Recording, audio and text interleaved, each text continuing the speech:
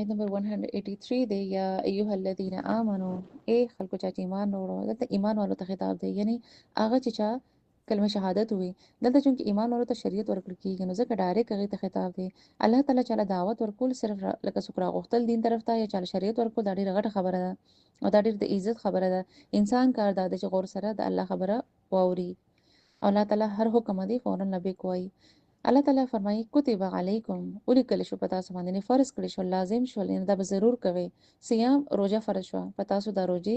تاسو نه مخکې لکه پتا سو دی او دا تاسو نه مخکې هر مذهب کې ووي او دا ځکه فرض شوی چې ځکه فرض شوی چې تاسو متکی شئ دلته پته لګي چې کم سیس فرض شي هغه بیا انسان نشي پرې خو دی دویم دا چې روزي صرف په مونږ نه دي فرض بلکې هر قوم باندې وي هر قوم کې تاسو وي او روزي فرض کول څه مقصد دی الله مقصد دا دی چې تاسو پته ولګي د دې د فائدو بل دا چې لکه تاسو کې تقوا پیدا شي تاسو متقی شئ او الله تعالی انسان کې تقوا ته ګوري او متقی سو کې بچ کېدو والا یریدو والا ان متقی دا چې الله د عذاب نه یریږي الله ناراضګي نه یریږي او هغه کار کوي کوم چې الله حکم مطابق او الله د پاره الله د رضا غوړي او روزي سره به انسان څنګه متقی شي یعنی حلال خوراک نه خورل صبر کول الله ناراضګي نه د کې ځان بچ کول ډېر عبادت کول ډېر تلاوت کول ذکر کول بد اخلاقۍ نه بد زبانه نه داسې قسم برایان نه ځان بچ کول او د سره انسان متقی جوړ شي دینه پس بیا انسان ته نیکی کول آسان شي ګناه پر خودل وته هم آسان شي آیت نمبر 184 دی ایام معدودات د روزې د شمار یو څو ورځې دي اوس که څوک مجبوري یا بیماری لري نو هغه د دې نه پس بیا غنيسي یعنی دا روزې دی پوره کړی څونه چې هغه نه پاتې شوی مریض کې څوک راځي دلته مریض مطلب سخت تکلیفي چې روزه نسل ګران شي غته او کمزوري بوډا او داسې سړی چې روزه نشي نسلی او مریض یا مسافر دی روزه یعنی نه نیسي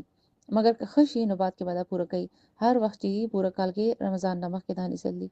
کسو قصدن دا روزه نه نیسي نو حدیث کې راځي چې نبی صلی الله علیه وسلم فرمایي چې یو روزه هم قصدن پرې خدا نو هغه بیا ټول عمر هم روزه نیسي دا هغه یوې روزه کمې نشي پوره کېدی آیت 185 دی شهر رمضان الذي انزل فيه القرآن اوس د رمضان د میاشتې روزه خبره ده یعنی رمضان مطلب سوځول یعنی مفسرین وایي چې دا میاشت د انسان ګناهونه سوځي الله تعالی دا میاشت خوښ کړله خاص کر قرآن نازلېدو لپاره او شاته ټول کتابونه رمضان کې نازل شو نو دا خبره مکه ولته هم کې دا نن مونږ ته هم چې تاسو د دې میاشتې په فضیلت پوه شئ روزي ونیسئ په دې کې او دلته کې قرآن نازلېدو لپاره انزل لفظ راغی یعنی قرآن دو ځله نازل شوی دی یو آسماني دنیا ته د لوح محفوظ نه دویم آسماني دنیا نه په نبی صلی الله علیه وسلم او دلته مراد لوح محفوظ دی لوح محفوظ نه د نازلېدو خبره ده یعنی آسماني دنیا ته او یو ځل په نبی صلی الله علیه وسلم بیا په یو ځای باندې مطلب یو ځل بیا په نبی صلی الله علیه وسلم نازل شو رمضان کې قرآن یو غټ نعمت دی پتا سو باندې الله تعالی فرمایي نازل شو قرآن ونه نازل شو په دې کې هدایت دی خلکو لپاره ټول انسانانو لپاره او دنیاوی رهنمایي هم ورکړي او آخرت هم پکېږي دا دین مکمل دی به دې هر خبره واضح شوې ده چې څوک بس خوري سبق کوي څنګه عبادت وکړي څنګه لین دین وکړي څنګه معاملې وکړي دا قرآن با الله د هدایت ذریعہ جوړیږي یعنی هدایت به علم ملاويږي چې کله انسان د مطابق ژوند کوي چې څوک تل نه غواړي او گمراه ګرځي هغه ته هدایت بیان شي ملاوي دي هغه جنت ته نشي دي جهنم نه هم نشي بچ کېدی بینات من الهدى والفرقان په قرآن کې واضح روخانه نشانې دي واضح دلیلونه دي د هدایت هم او د فرقان هم یعنی قرآن ویل والبا دا اومني چې دا د الله کلام دی نو دا کلام فرقان دی فرقان څنګه دی یعنی دا فرق کوي حق او باطل کې نه کې بده کې حلال حرام کې صراط مستقیم او گمراهي والو کې یعنی گمراهي بلاره کې او چې څوک څونه قرآن وای هغه په فائدہ کې ای او پوها بمشي دلته کې د رمضان د فرضیت حکم دی اوس ایمان ورته حکم شو چې دې میاشت کې بروجي نيسي اوس روجي فرض شوي او چې څوک هغه پریدي لګ نه نيسي نه به ګناګار دي نو هغه خلک چې مریض یا سفر کې نو هغه باندې ګنا نشته کغې نه نيسي خدا چې د شمار ورځې بدی به پوره کوي نه روجي بنسي یرید الله تعالی هو تاسو اسانی غواړي هغه تاسو منتنګي راوستل نه غواړي مریض ته او سفر والو ته په سفر کې چې کوم خلک ایته دانه دی ویل شي چې تاسو که هر سی روجي بنسي بلکې الله تعالی غي د مسانی ورکړه او الله تعالی ته پته و چې روجي ګرمه یخنه کې دوړو کې راځي انسان هم مهنت کوي جواب وکي مزدوري وکي او دا صحابه کرام هم کوله دا مزدوري کله به سفر او کله به جهاد او ان دې کارونه د پر باغی روجي نه دی بریخي او که مشکل ونه باز بنسلې او باز مطلب پرې هو خدا به چې کله کله هلکه اکثر باغی نسلې الله تعالی تنګي نه غواړي دا خبره زکه شو چې انسان په دې خبرو یقین او عمل وکړي الله تعالی اساني او منی دا هم پته لګی دي چې دین کې اسانی ده، الله تعالی حکم منلو کې هم اسانی ده. دین مشکل لګي 200 وجې نن سبا نه الله خودونه اسانی کړی دی، بیا ولې مشکل لګي؟ عمل کول انسان ته ګران لګي، توجه نه ورکې څوک دی له دنیا سره محبت ډېر زیات دی او دین له اهمیت نه ورکول او خلک راضي کول غوښتل. ولتکملوا العده، دا د رمضان میاشت موږ ځکه ورکړه، الله فرمایي چې تاسو کې چې دې کې لکه شمار پوره کړئ، ان روزي پکې ونیسئ. بل د روزي حکم قرآن کې لکه ذکر ورکړو چې تاسو د الله تعالی لویوالی بیان کړئ، ځکه چې هغه هدایت درکو تاسو له قرآن درکو چې دا د هدایت ذریعہ ده. او رمضان میاشت قرآن نازلېدو میاشت ده. په رمضان کې د الله تعالی ډېر تسبیح کوي، ډېر پاکي بیانوي، د الله شکر کوي. دلته پته لګي قرآن غټ نعمت دی چې چاته دا ملاو شي. هغه بهترین خلک دي چې هغه له په دې ډېر بیا شکر او تسبیح کول پکار دي چې لکه دونه غټ نعمت ملاو شو. او دا هم دلته پته لګي چې قرآن رمضان کې ډېر زیات ویل پکار دي. حدیث پته لګي نبی صلی الله علیه وسلم فرمایي څوک چې د دې قرآن سره قیام کوي رمضان په شپو کې، نو الله به د هغې ټول ګناهونه معاف کړي. نن رمضان کې ډېر قرآن ویل کېږي مګر هدایت څوک نه اخلي، یعنی عمل پې نه کوي. رمضان هغه سي نه تیریږي څنګه چې تیرول غواړي. آیت نمبر 186 دی وَإِذَا سَأَلَكَ عِبَادِي عَنِّي فَإِنِّي قَرِيبٌ. الله تعالی فرمایي او چې کله زما بندیان زما باره سوال وکړي نو وایي چې بېشکه زه ډېر نږدې یم. دې آیت کې د دعا خبره ده او شاته د رمضان د میاشتې خبره ده. نو رمضان کې دعاګانې ډېرې زیاتې کېږي، قبلېږي هم. اوس دې آیت شان نزول دا دی چې دا په دې وجه نازل شوی دی چې یو څوک صحابه کرام نبي صلی الله علیه وسلم راغلل، تپوس یې وکړو چې یا رسول الله صلی الله علیه وسلم زموږ رب نږدې دی، یعنې که نږدې چې موږ بیا په ورو ورو هغه سره خبرې کوو لکه دعا دې غواړو، او که هغه لرې دی نو که لرې یم چې موږ بیا په تیز اواز سره ترې دعا کوو، هغه به یادو. نو په دې خبره مې نبي صلی الله علیه وسلم خاموش شو، په دې خبره دا آیت نازل شو. بل روایت هم راځي چې صحابه سوال وکړو چې زموږ رب کم ځای دی، نو بیا دا آیت نازل شو. وَإِذَا سَأَلَكَ عِبَادِي، او چې کله سوال وکړي زما بندیان زما په باره کې. او دلته پته لګي د الله چاته بنده ویل غټ عزت مقام دی، د الله غلام جوړېدل غټ بهترین نعمت دی، په دې کې عزت دی. وَإِذَا دلته دې نه پته لګي وَإِذَا چې کله هم زما باره کې څوک تپوس وکړي، یعنې زما په باره کې تپوس کوي، نو هغې ته ووایه چې زه نږدې یم. الله تعالی به پخپله وایي چې زه نږدې یم، یعنې په خپل خلکو ته وایي. او ویلو سره انسان ته ډېر حوصله ملاويږي چې الله داسې فرمایي، انسان ته تسلي ملاوي چې الله خو زما له لرې نه دی، هغه به زما ضرور اوري. الله تعالی څومره نږدې دی، د سا د رګ نه هم زیات نږدې دی. انسان په زړه کې دا لکه چې راځي چې زه خو ډېر ګناهګار یم، پته نشته چې زما به الله اوري او که نه، دا مایوسي ده.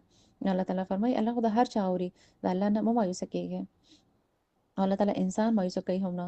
انسان چې الله نږدې وګڼي نو انسان بیا که چېرې مطلب که هر څنګه د الله نه مدد غواړي، په زړه کې په ژبه یا په ورو هر څنګه هغه غوښتی شي، الله تعالی هر طریقې سره د انسان اوري. اجیب دعوت الداع اذا دعان، الله تعالی صرف اوري نه بلکې جواب هم ورکوي. کله چې انسان الله یاد کړي الله اوري، ځکه خو جواب هم ورکوي. او دلته پته لګي انسان هر وخت کې الله یادول شي، الله هر وخت اوري، جواب هم ورکوي. دومره لوی ذات چې دی، دومره لوی رب، انسان اورېدو لپاره هر وخت تیاري، ځکه هر څه د الله نه غوښتل دي. صحابه کرام با وړو وړو څیزونو نه دپاره سوال کول نه، د پیزارو دا تسمه چې پکار وه هغه به هم د الله نه غوښته. هر وخت به دعاګانې کولی شوې، مګر څه خاص وختونه و چې په هغې کې انسان لکه ضرور قبلېږي. ان دعاګانې هر ټایم پکاري، صحابه کرام هم داسې غوښتل، موږ هم غوښتی شو انشاءالله، خو بعض داسې وختونه چې کې به ضرور قبلېږي. مثلا د جمعې پر ورځ خاص چوغړې ده او افطار په وخت کې او د شپې څه خاص وختونه دي، تلاوت قرآن دوران کې د سر قبلېږي. خو بس دا دی چې لکه انسان دی غواړي دعا قبلېږي هر ټایم. حدیث د نبی کریم صلی الله علیه وسلم فرمایي چې الله فرمایي چې کله زما بنده زما مخکې لاسونه اوچت کړي نو ماله شرم راځي چې هغه خالی د هغه لاسونه خالی واپس کړم. د دې مطلب دا دی چې دعا ضرور قبلېږي، بس فرق دا دی چې الله تعالی بعض په دنیا کې هغه وخت قبول کړي او بعض آخرت ته کېدي. او کومې دعاګانې قبلېږي پس کې چې ګناه سود کار یا داسې خبره نه، مطلب رشتې خرابېدو پکې څه نه، ضرور قبلېږي. جایز دعاګانې قبلېږي. او دعا څنګه غوښتل څموږ مثبت پازیټیو ښکلې طریقې سره او مثبت الفاظو سره، او دنیا آخرت د خیر او اولاد تربیت وغیرہ هم پکار دي. دعا کول عبادت دی، دعا نه شون دی ټول عبادت. دعا هر وخت هر چاله هر حالت کې غوښتي شي انسان. اوس کومه دعاګانې نه قبلېږي؟ حرام استعمال، څوک حرام مال خوري یا کارونه کوي یا د کمایي کوي یا کور کې څه حرام دی، هغې دعاګانې نه قبلېږي. د ناامید انسان دعا نه قبلېږي، د غافل انسان دعا هم نه قبلېږي.